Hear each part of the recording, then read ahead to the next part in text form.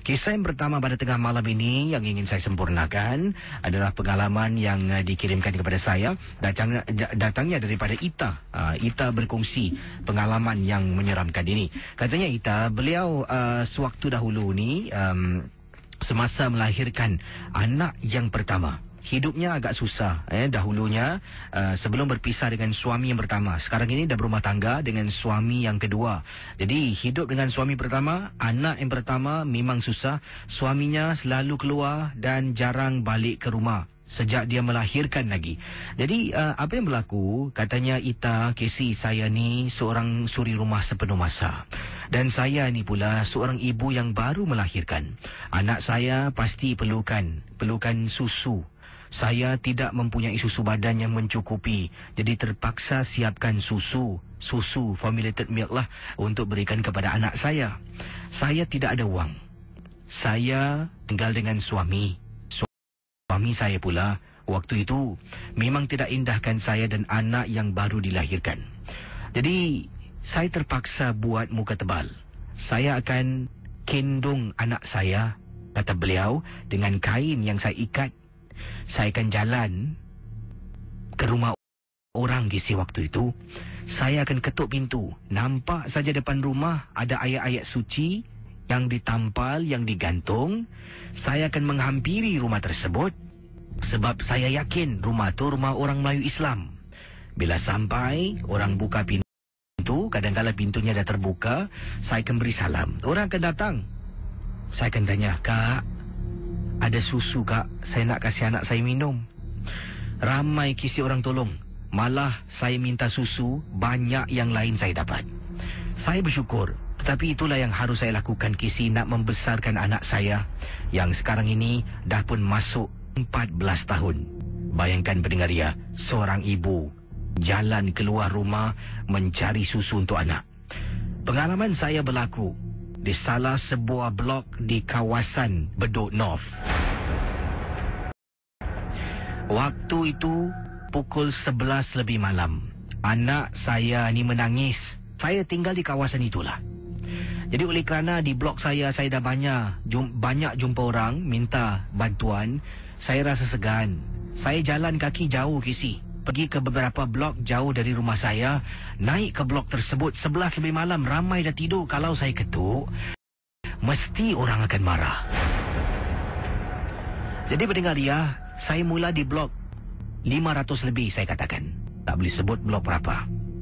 Dari tingkat atas, saya jalan satu persatu tengok rumah. Ada tak lampu dihidupkan, sedang menonton TV, pintu terbuka lebih baik. Jalan perlahan. Anak saya masih menangis. "Nak, kejap nak mak cari susu." Saya kata dengan anak dengan nada suara yang cukup sedih. Sedang berjalan, kisi, bayangkan pendengar ya, hampir 45 minit saya mendukung anak saya sambil berjalan mencari rumah orang Melayu kita yang boleh membantu kisi. Suami saya langsung tak ingatkan saya. Tiba-tiba bila berada di tingkat 11 di sebuah blok 500 lebih di kawasan Bedok North, jalan ke hujung sampai hujung, saya patah balik. Pendengar Ria 897, cuba anda bayangkan bila dia patah balik sebenarnya apa yang berlaku. Inilah kisah yang ingin diketengahkan. Jadi bila rakan kita, teman kita patah balik, ya, jalan di koridor yang sama,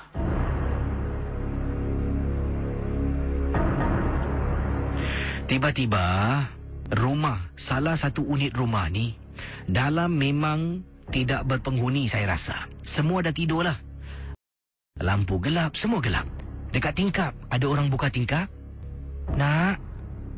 Nak, kau cari susu Seorang makcik Casey menegur saya. Dalam hati saya tak ketuk pun pintu rumah ni. Macam mana makcik ni tahu? Saya pun pusing. "Ya cik, saya nak susu cik untuk anak saya." Kau tunggu sekejap Jadi makcik ni pun tutup tingkapnya, pergi depan, buka pintu rumah. Saya berdiri depan pintu kisi. Depan pintu rumah ada tangga. Saya berdiri dekat anak tangga. Makcik tu kata sekejap Dia masuk dapur. Rumahnya gelap. Rumah Rumahnya gelap. Saya berdiri, dia tak buka lampu, dia pergi dapur. Hanya lampu dapur yang menyala. Dia ambil susu, letak dalam plastik. Saya nampak depan pintu. Beberapa saat kemudian, nampak seorang perempuan keluar dari bilik. Casey, saya nampak bajunya putih, labuh, panjang sampai ke lantai. Rambutnya panjang sangat. Wanita tersebut keluar dari bilik. Sampai dekat depan pintu dapur, dia berdiri. Makcik tu toleh. Apa pasal kau keluar? Masuk! Masuk! Saya terperanjat. Makcik ni marah siapa ni? Casey, anak saya terus menangis. Nangis tak henti-henti. Makcik tu jalan, datang depan pintu. Nah, ambil ni susu. Nah, ambil ni duit. Ambil? Saya pun ambil. Terima kasih, Cik Assalamualaikum.